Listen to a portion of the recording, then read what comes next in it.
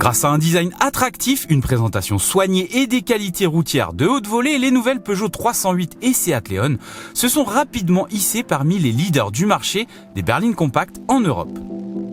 Aujourd'hui, nous opposons les versions break qui représentent près d'un tiers des ventes de chaque modèle. Moins cher qu'un SUV, ces carrosseries sont souvent oubliées, pourtant elles cochent toutes les bonnes cases d'une voiture familiale. Alors à ce petit jeu, laquelle s'en sort le mieux?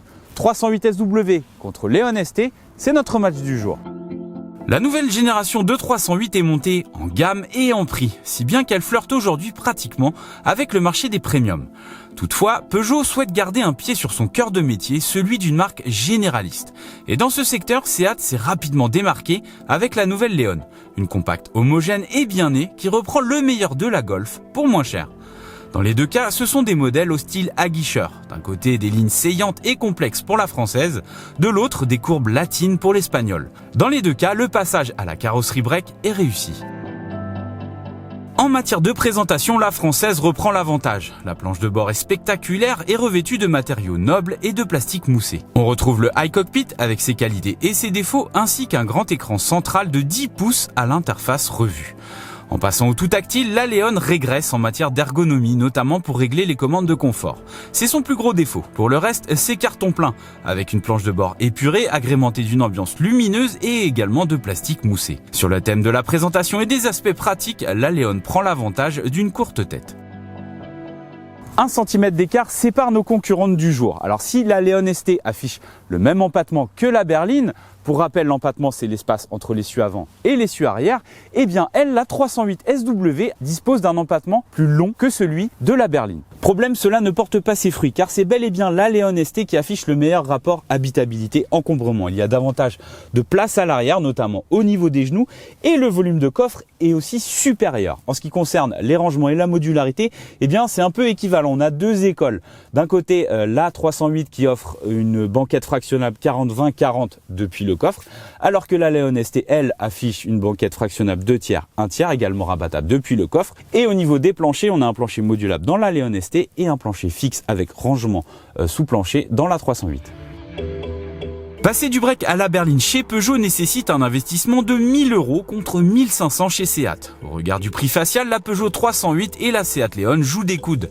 Toutefois, il faut prendre en compte que l'Espagnol bénéficie d'une motorisation plus puissante équipée d'une hybridation légère. Le prix d'achat ne sera donc pas un critère pour établir votre choix. Pour le reste, les deux concurrentes sont très proches en matière de coût à l'usage, notamment pour les consommations et les émissions de CO2. La durée de garantie est similaire et leurs motorisations sont équipées de courroies de distribution qui nécessitent un remplacement périodique. D'un point de vue budget, c'est match nul.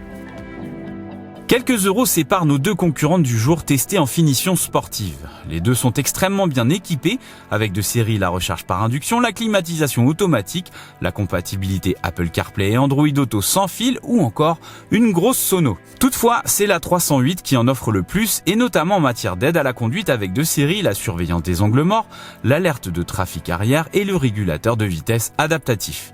Des équipements disponibles sous forme d'un pack à 910 € chez Seat. C'est la principale grosse différence entre ces deux concurrentes. Rappelons que la Leon propose des équipements indisponibles chez Peugeot, comme par exemple le châssis piloté. Au final, la 308 présente un léger avantage en matière de rapport prix-équipement. Nous opposons aujourd'hui deux motorisations cœur de gamme, à savoir un 3 cylindres essence suralimenté de 130 chevaux chez Peugeot face à un 4 cylindres essence de 150 chevaux pour la Leon.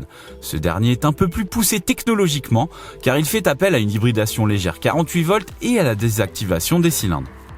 En matière d'agrément, pour ce qui concerne la motorisation, nos faveurs vont largement aux 4 cylindres de la Leon. Comme quoi un cylindre de plus, ça a son importance en matière d'agrément. C'est-à-dire qu'en ville, sur route et sur autoroute, eh bien, le moteur de la Leon est plus polyvalent. C'est-à-dire qu'il est plus souple, plus plein et surtout plus discret dans les montées en régime. Lorsqu'on s'insère sur l'autoroute, le 3 cylindres de la 308 a tendance à s'égosiller. Et aussi au registre des puissances et des consommations, eh bien, c'est exactement la même chose. On tournera dans les deux cas aux alentours des 7 litres au 100. Ici sous-motorisée, la 308 se rattrape par des prestations routières de haute volée. Le dynamisme et l'agilité surpassent nettement la Leon lorsque la route sillonne. Dans les deux cas, on a affaire à des breaks confortables et polyvalents. On a donc deux philosophies, le dynamisme pour la 308 et l'homogénéité pour la Leon, ce qui nous amène à les mettre à égalité sur le plan du dynamisme.